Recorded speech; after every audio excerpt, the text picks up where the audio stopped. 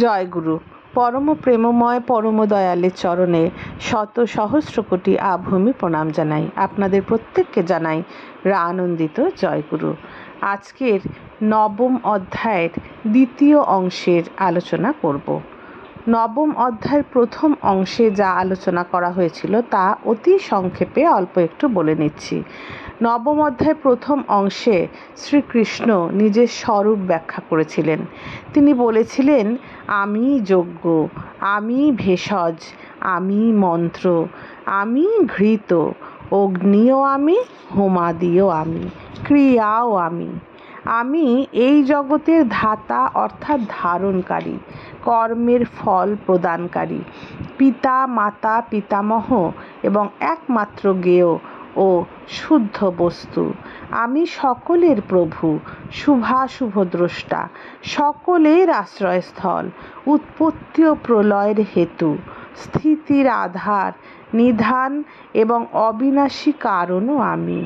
আমি সূর্যরূপে উত্তাপ বিকিরণ করি এবং জল আকর্ষণ করে বর্ষণ করি। হে অর্জুন, আমি অমরত্ব ও মৃত্যু এবং সদা সদ আমি। পরবর্তী অংশের আলোচনা আজ শুরু করছি। ত্রিবেদের বিধান অনুযায়ী সকাম কর্মপরায়ণ ব্যক্তিগণ যজ্ঞের দ্বারা আমাকে পূজা করে স্বর্গ কামনা করেন। তারা তাদের পুণ্যের ফলরূপে স্বর্গলোক প্রাপ্ত হয়ে দিব্য দেবভোগ উপভোগ করেন। এই অংশের নবম অধ্যায়ের এই দ্বিতীয় অংশে শ্রীকৃষ্ণ বলেছেন দুই রকমের মানুষ আছে। এক রকমের মানুষ হলো সকাম কর্মপরায়ণ ব্যক্তিগণ, আরেক রকমের মানুষ হলো নিষ্কাম কর্মপরায়ণ ব্যক্তিগণ। প্রথমে সকাম কর্মপরায়ণ ব্যক্তিগণ কি করেন সেইটিই বলেছেন। ত্রিবেদের বিধান অনুযায়ী সকাম কর্মপরায়ণ ব্যক্তিগণ যজ্ঞের দ্বারা আমাকে পূজা করে স্বর্গ কামনা করেন। তারা তাদের পুণ্যের ফলরূপে স্বর্গলোক প্রাপ্ত হয়ে দিব্য দেবভোগ উপভোগ করেন। তারা সেই বিশাল স্বর্গসুখ ভোগ করে পুণ্য ক্ষয় হলে মর্ত্যলোকে ফিরে আসেন। সকাম কর্মের অনুষ্ঠানকারী ভোগকামী ব্যক্তিগণ বারংবার ইহলোকে গমনাগমন করেন এবং পুণ্যের প্রভাবে স্বর্গে যান এবং পুণ্যক্ষয় হলে পুনরায় এই মর্ত্যলোকে ফিরে আসেন। অপরদিকে অনন্য চিত্তে যে ব্যক্তিগণ আমাকে সর্বদা নিষ্কামভাবে ভজনা করেন, সেই নিত্য সমাহিত মুমুক্ষুগণের যোগক্ষেম আমি স্বয়ং বহন করি। আরেকবার শুনুন। অনন্য চিত্তে যে ভক্তগণ আমাকে সর্বদা নিষ্কামভাবে ভজনা করেন, সেই নিত্য সমাহিত মুমুক্ষুগণের যোগক্ষেম আমি স্বয়ং বহন করি। এখন যোগক্ষেম কথাটির অর্থ কি? ভগবৎ স্বরূপ প্রাপ্তিকে বলা হয় যোগ, এবং ভগবৎ প্রাপ্তির জন্য কৃত সাধনের রক্ষা করাকে বলা হয় ক্ষেম। অর্থাৎ ভগবৎ প্রাপ্তির জন্য যা করা দরকার সেই করণীয় কর্মটি হলো ক্ষেম। সেই যোগক্ষেম স্বয়ং শ্রীকৃষ্ণ বহন করেন কাদের? না, যারা অনন্য চিত্তে আমাকে সর্বদা নিষ্কামভাবে ভজনা করেন, যাদের আমাকে ভজনা করার পেছনে কোনো কামনা নেই, কোনো চাওয়া নেই, কোনো পাওয়ার আশা নেই।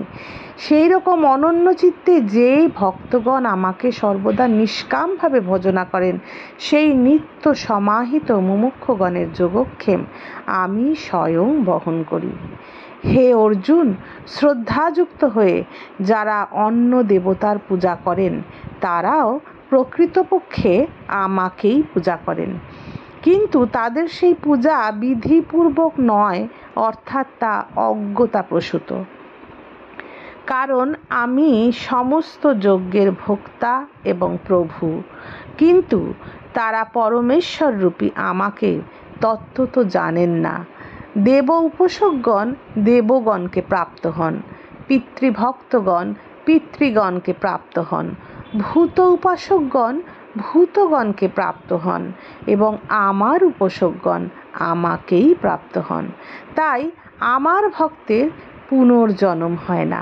আরেকবার শুনুন, দেব উপাসকগণ দেবগণকে প্রাপ্ত হন, পিতৃভক্তগণ পিতৃগণকে প্রাপ্ত হন, ভূত উপাসকগণ ভূতগণকে প্রাপ্ত হন এবং আমার উপাসকগণ আমাকেই প্রাপ্ত হন। তাই আমার ভক্তের পুনর্জন্ম হয় না।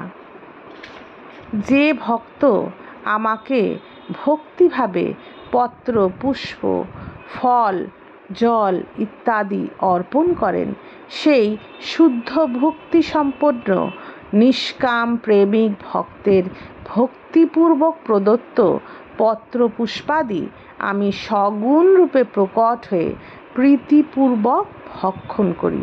যে ভক্ত আমাকে ভক্তিভাবে পত্র, পুষ্প, ফল, জল ইত্যাদি অর্পণ করেন, সেই শুদ্ধ বুদ্ধি সম্পন্ন নিষ্কাম প্রেমিক ভক্তের ভক্তি প্রদত্ত পত্র পুষ্পাদি আমি সগুণ রূপে প্রকট হয়ে প্রীতিপূর্বক ভক্ষণ করি।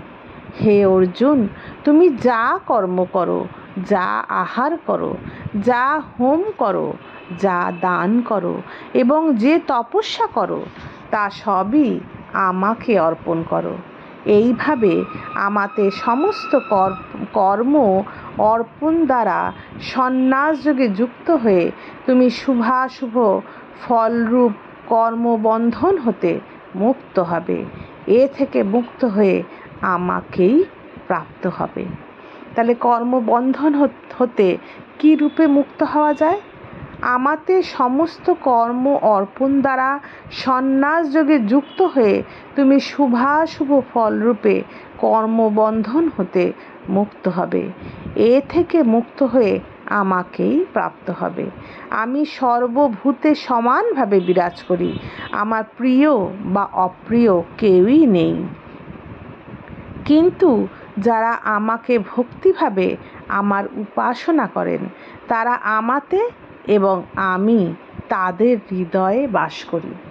ভগবান শ্রীকৃষ্ণ কি বললেন? তিনি কোথায় থাকেন, কোথায় বাস করেন? তিনি বললেন, সর্বভূতে আমি সমানভাবে বিরাজ করি। আমার প্রিয় বা অপ্রিয় কেউ নেই। কিন্তু যারা ভক্তিভাবে আমার উপাসনা করেন এবং আমাতে বাস করেন, আমি তাদের হৃদয়ে বাস করি। অতি দুরাচারী ব্যক্তিও যদি অনন্য ভক্তির সঙ্গে আমার ভজনা করে, তবে তাকে সাধু বলে জানবে, কারণ তার সংকল্প অতি শুভ। সেই ব্যক্তি শীঘ্রই ধর্মাত্মা প্রাপ্ত হয় এবং শাশ্বত শান্তি লাভ করে। হে কৌন্তেয়, তুমি নিশ্চিত জেনো যে আমার ভক্ত কখনোই বিনষ্ট হয় না। হে অর্জুন, স্ত্রী, বৈশ্য, শূদ্র এবং পাপজনী সম্ভূত চণ্ডালাদিও যে কেউই হোক না কেন, তারাও আমাকে আশ্রয় করে পরম গতি লাভ করে। সুতরাং পুণ্যজন্মা ব্রাহ্মণ ভক্ত এবং ক্ষত্রিয়গণের আর কথা কি? তারা আমাকে আশ্রয় করলে নিশ্চয়ই পরম গতি লাভ করবেন। অতএব তুমি সুখহীন ক্ষণভঙ্গুর মনুষ্য দেহ ধারণ করে নিরন্তর আমাকেই ভজনা করো। শ্রীকৃষ্ণ অর্জুনকে কি বললেন? তুমি সুখহীন ক্ষণভঙ্গুর মনুষ্য দেহ ধারণ করে নিরন্তর আমাকেই ভজনা করো। তুমি মদগত চিত্ত হও, আমার ভজনশীল ও পূজনশীল হও, কায় মনোবাক্যে আমাকে প্রণাম করো। এইভাবে আত্মাকে আমার সঙ্গে যুক্ত করে মতপরায়ণ হলে তুমি আমাকেই প্রাপ্ত হবে।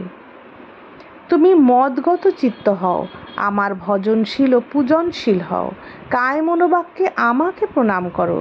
এইভাবে আত্মাকে আমার সঙ্গে যুক্ত করে মতপরায়ণ হলে তুমি আমাকেই প্রাপ্ত হবে। ওং তৎ সৎ।